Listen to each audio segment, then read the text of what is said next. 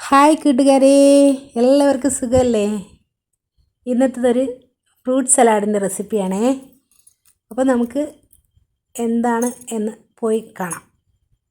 അതിനായിട്ട് ഞാനിവിടെ ഒരു 4 ക്യാരറ്റ് എടുത്ത് നന്നായിട്ട് കഴുകി വൃത്തിയാക്കി ചെറിയ കഷ്ണങ്ങളാക്കി എടുത്ത് 1 ഗ്ലാസ് വെള്ളം കൂടെ ചേർത്ത് വേവിച്ചെടുക്കുന്നുണ്ട്. ഈ വേവിച്ച ക്യാരറ്റ് കഷ്ണം ഫ്രിഡ്ജിൽ വെച്ച് നന്നായിട്ട് തണുപ്പിച്ചെടുക്കണം.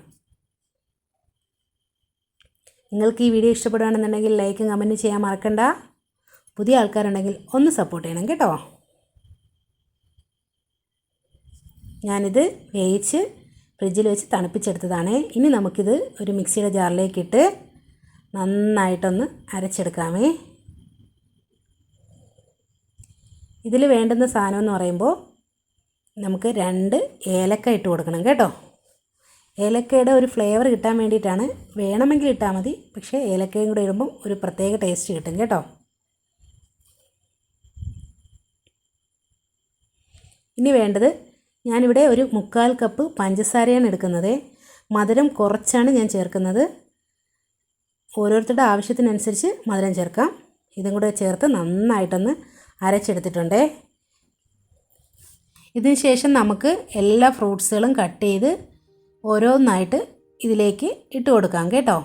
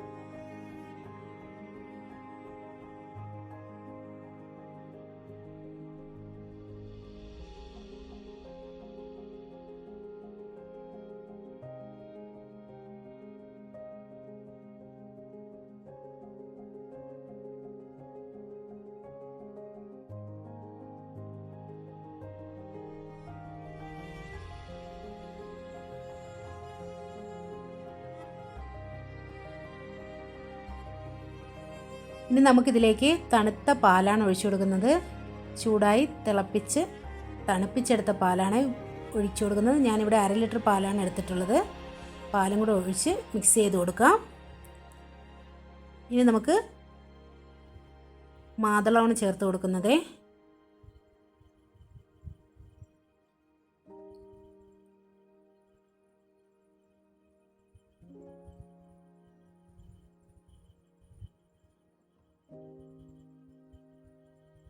ഇനി ഞാൻ കുറച്ച് കസ്കസ് വെള്ളത്തിലിട്ട് കുതിർത്തിട്ടുണ്ട്, അപ്പോൾ അതും കൂടെ ചേർത്ത് കൊടുക്കുന്നുണ്ട്. പിന്നെ അവസാനമായിട്ട് കുറച്ച് കപ്പലണ്ടിയും കൂടെ ഇട്ട് കൊടുക്കുന്നുണ്ട് കേട്ടോ. കപ്പലണ്ടിയൊക്കെ ഇടുമ്പോൾ പ്രത്യേക ടേസ്റ്റാണ്. അതൊക്കെ ഇങ്ങനെ നമുക്ക് ഫ്രൂട്ട്സിൻ്റെ കൂടെ കടിച്ച് തിന്നാൻ വേണ്ടിയിട്ട് നല്ലൊരു ടേസ്റ്റാണ് കേട്ടോ. അപ്പം നിങ്ങളും ഒന്ന് ട്രൈ ചെയ്ത് നോക്കണം. ഇതിൽ പിന്നെ വേറെ ഒന്നും ചേർത്തിട്ടില്ല, വേറെ പൊടികളോ ഒന്നും ചേർത്തിട്ടില്ല കേട്ടോ. മാക്സിമം ഉള്ള ഫ്രൂട്ട്സുകളെല്ലാം ഇതിൽ ചേർത്തിട്ടുണ്ട്. ഇനി നമുക്കിത് ഫ്രിഡ്ജിൽ വെച്ച് തണുപ്പിച്ചതിന് ശേഷം കഴിക്കാം കേട്ടോ. അപ്പോൾ നമുക്ക് പുതിയൊരു വീഡിയോ ആയിട്ട് വീണ്ടും കാണാം. ഈ വീഡിയോ നിങ്ങൾക്ക് ഇഷ്ടപ്പെട്ടിട്ടുണ്ടെങ്കിൽ നിങ്ങൾ ലൈക്കും കമൻറ്റും ചെയ്യാൻ മറക്കരുത്. പുതിയ ആൾക്കാരുണ്ടെങ്കിൽ എന്നെ ഒന്ന് സപ്പോർട്ട് ചെയ്യണം. അപ്പോൾ ഇനിയൊരു വീഡിയോ ആയിട്ട് നമ്മൾ വീണ്ടും കാണും. അതുവരെ എല്ലാവർക്കും നല്ലൊരു ദിവസം ആശംസിച്ചുകൊണ്ട് tata bye bye, see U.